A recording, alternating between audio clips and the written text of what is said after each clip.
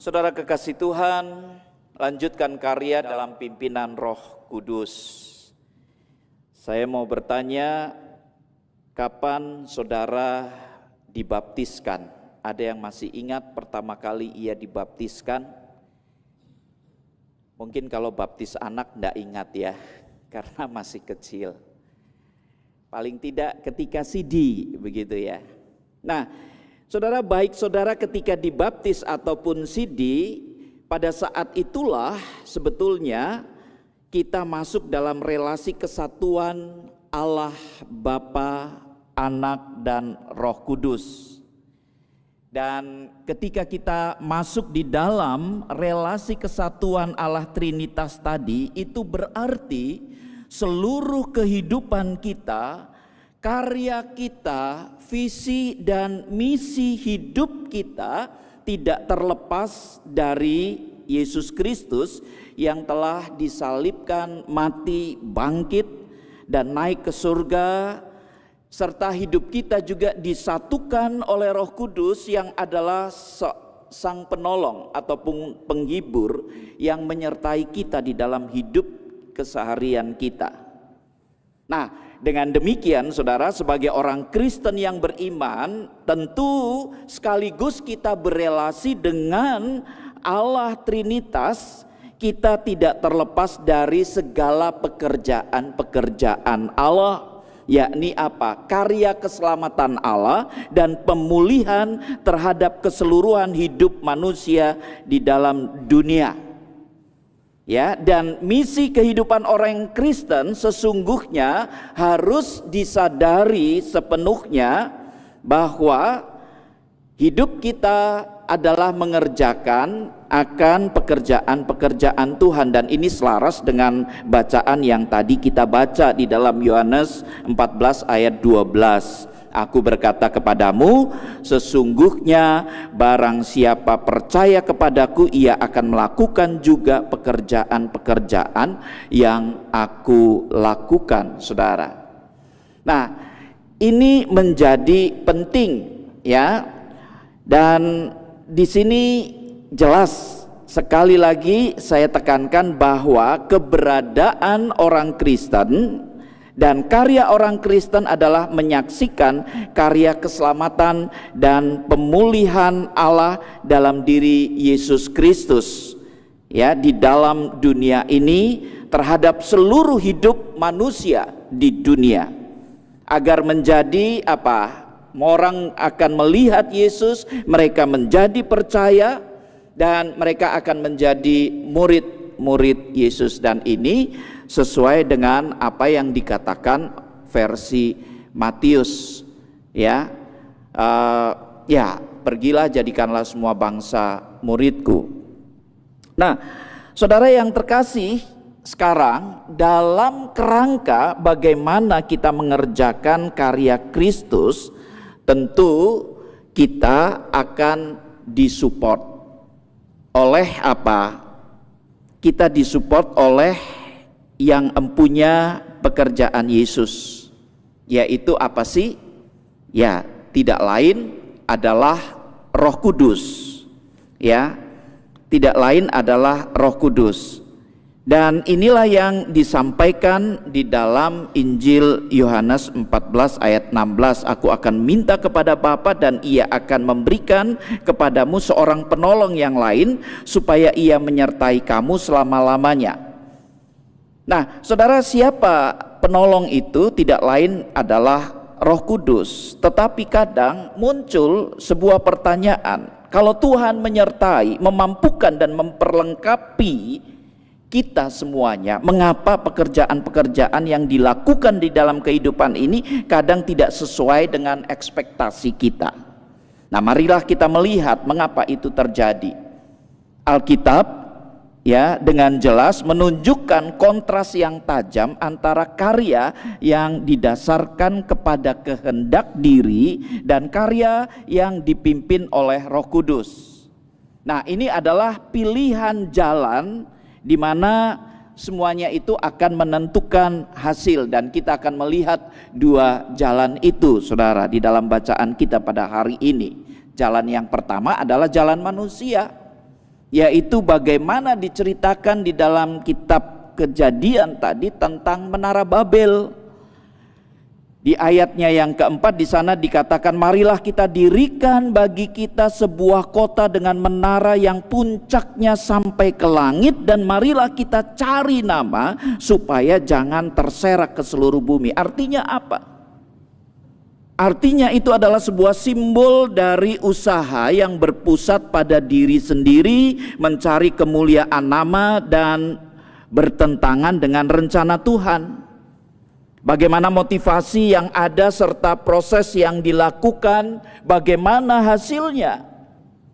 Ya, segala sesuatu yang tidak direstui oleh Tuhan, jangan harap bahwa itu akan berjalan dengan baik. Semua karya dan apa yang dikerjakan menjadi porak-poranda, saudara. Namun sebaliknya, ketika kita berada di jalan dari roh, di dalam kehidupan ini, ketika kita melakukan apa yang menjadi pekerjaan-pekerjaan Tuhan dalam ketaatan dan kemuliaan Tuhan, bagaimana motivasi yang kita miliki serta proses yang kita lakukan, ketika semuanya itu berada di dalam pimpinan roh, bagaimana hasilnya? Hasilnya pekerjaan itu akan luar biasa. Dan akan terjadi banyak hal, misalnya pertobatan, mujizat bagi orang lain ataupun bagi diri kita sendiri. Dan di dalam penyertaan dan kuasa Roh Kudus, mereka dapat berbicara di dalam berbagai macam-macam bahasa. Itu yang ditunjukkan di dalam bacaan kita, Kisah Para Rasul. Bagaimana murid-murid Yesus kemudian berbicara di dalam bahasa-bahasa dari orang-orang yang hadir pada saat itu. Artinya apa? Ada hal-hal yang luar biasa di luar batas kemampuan orang percaya yang kemudian dimampukan oleh Tuhan untuk melakukan apa yang tidak dapat mereka lakukan. Bahkan mungkin sampai saat ini mujizat itu masih terus berlangsung, hanya kadar dan bentuknya yang mungkin berbeda-beda.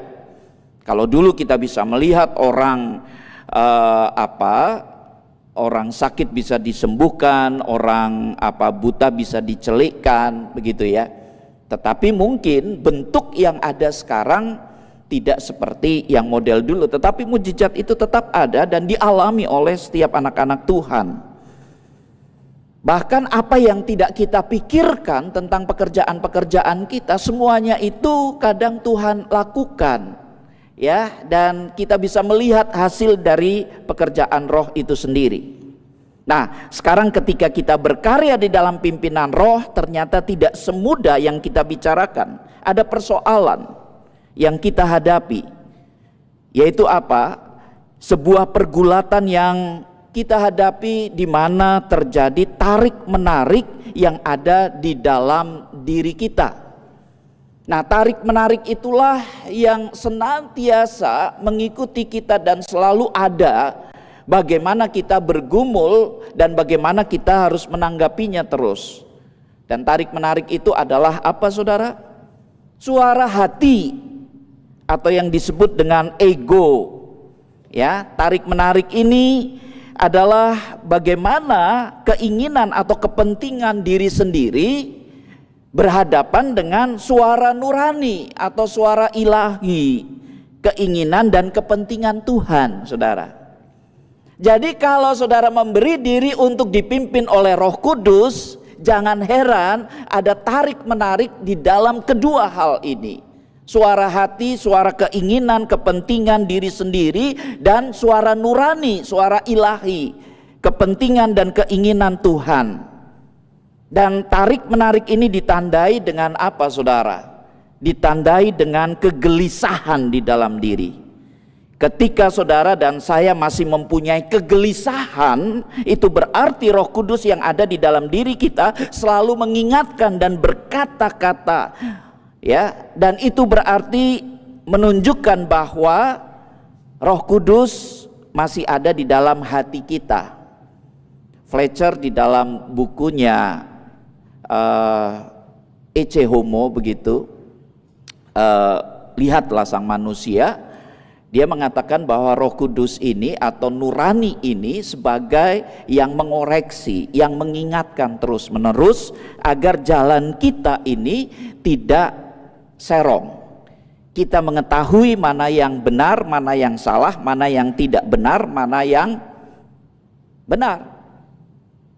Nah, oleh sebab itu ketika kita melakukan hal-hal yang tidak benar dan ternyata tidak ada kegelisahan di dalam diri kita, maka kondisi kita sudah parah, saudara.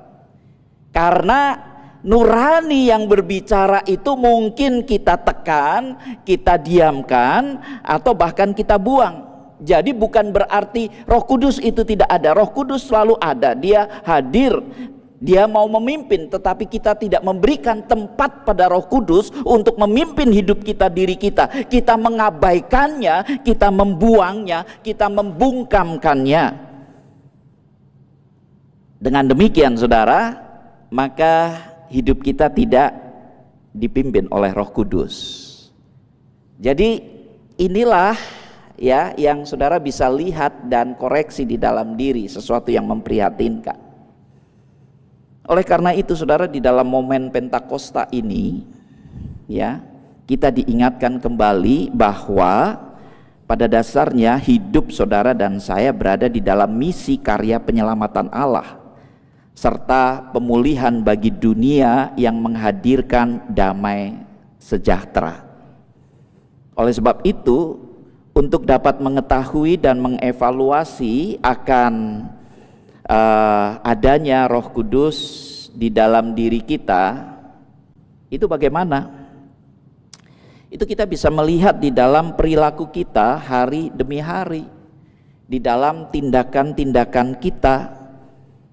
Ya, bagaimana Pak Jerdi? Gampang aja, nggak usah susah-susah lah. Kita bisa melihatnya di dalam sikap dan tindakan kita. Adakah hidup kita, perilaku kita ini menghasilkan akan apa? Buah-buah roh, saudara. Ya, bagaimana hidup kita ini menghasilkan akan buah-buah roh? Itulah yang penting. Di dalam buah-buah roh itu di dalam mana? Galatia 5 ayat 22 dan 23 ada kasih, sukacita, damai sejahtera, kesabaran, kemurahan, kebaikan, kesetiaan, kelemah lembutan, penguasaan diri.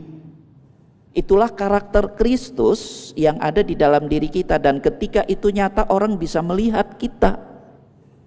Sehingga dengan demikian apapun pekerjaan yang kita lakukan, ya, siapapun diri kita, profesi kita, maka dengan apa yang ada di dalam diri kita itu kita dapat menjadi kesaksian bagi dunia.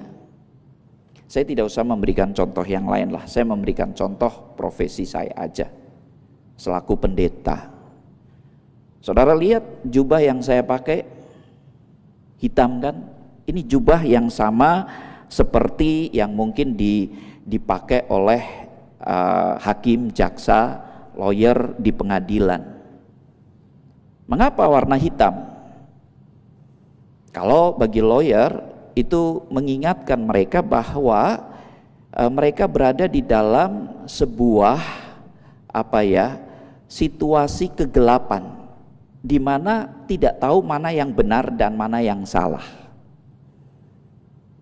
Kalau pendeta itu berarti bahwa sang murid ini, sang pembawa firman ini, mereka mati di dalam Kristus. Hidup mereka mati bersama-sama dengan Kristus, dan itu berarti bangkit juga bersama-sama dengan Kristus. Oleh sebab itu jubah ini tidak mengarah pada pribadi tetapi pada Kristus. Lalu kalau di advokat, baik hakim ataupun jaksa, lalu di sini ada warna putih begitu ya. Mungkin kalau di lawyer itu warna merah. Itu artinya apa? Bahwa mereka harus berada di dalam sebuah kebenaran dan membela kebenaran dan mencari kebenaran. Kalau pendeta itu warna putih, kolar putih ini saudara, Itu berarti apa? Harus berbicara, menyampaikan suara kenabian, kemurnian, keadilan, dan kebenaran, kejujuran. Nah, kalau saya di dalam profesi saya, ataupun lawyer, ataupun jaksa, ataupun hakim, kemudian memakai ini, tetapi di dalam pekerjaan atau profesi ini tidak ada Roh Kudus, lalu apa yang terjadi? Ini hanya sebagai sekedar pakaian, simbol yang tidak membawa dampak apa-apa kepada dunia. Katanya kalau jaksa, lawyer itu belakangnya ini ada kantongnya, saudara, di belakang. Kalau punya saya tidak ada kantong, begitu ya. Itu berarti apa? Bahwa uang itu nomor 2. Ya, kadang-kadang kan kita membela yang membayar, begitu kan. Bagi jaksa, bagi lawyer, advokat, itu sesuatu yang nomor 2. Yang penting bagaimana kebenaran, keadilan itu ditegakkan, dinyatakan dalam kehidupan kita. Ini salah satu contoh, saudara. Nah, apapun profesi saudara, saudara sebagai dokter, kita tahulah bukan rahasia umum, masuk kedokteran itu bayarnya miliatan, begitu kan. Sehingga kalau lulus juga fokusnya kepada apa? Ya supaya duitnya itu balik, begitu kan. Sehingga dokter itu yang dilakukan seringkali bukannya mencari perkembangan-perkembangan ilmu supaya belajar terus, supaya apa, tetapi bagaimana mikir supaya untung terus, begitu ya. Bagaimana dia bisa fokus kepada sebuah profesi kemanusiaan. Pekerjaan apapun lah, saudara, entah saudara sebagai suami, sebagai ibu rumah tangga, ya sama, bagaimana kita membangun kehidupan keluarga itu. Ya, jadi di segala segi ketika hidup kita dipimpin oleh Roh Kudus, arahnya, pusatnya itu kepada siapa pada akhirnya? Kepada Tuhan kan, karena Tuhan berkarya untuk manusia demi pemulihan. Lalu kalau kita tidak berbuat apa-apa di dalam kehidupan ini, ya lalu hidup saudara itu untuk siapa? Dipimpin oleh siapa? Dan pasti apa yang kita lakukan semuanya beresiko. Nah, momen syukur Pentakosta ini juga di mana kita datang untuk mengucapkan syukur pada Tuhan. Nah, ketika nanti kita memberikan kepada Tuhan semuanya itu, bagaimana orang yang dipimpin oleh Roh Kudus dengan orang yang tidak? Bagaimana mereka menghayati sebuah persembahan yang diberikan kepada Tuhan, ya, dengan apa yang ada menurut keinginan dan kepentingan diri mereka sendiri. Hidup saudara itu mau dihargai seberapa besar sih, saudara? Kalau kita mau mengucapkan syukur itu tidak ada sekukunya ini loh. Ketika kita sehat, ketika kita dapat menikmati akan hidup, begitu kan? Ketika kita dapat melewati segala perkara.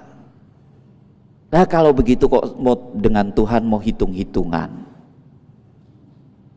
Ya, oleh sebab itu momen syukur ini juga saya berharap bahwa kita semuanya itu memberi dalam sebuah pemahaman syukur di mana Roh Kudus itu memampukan kita melihat apa yang kita terima daripada Tuhan.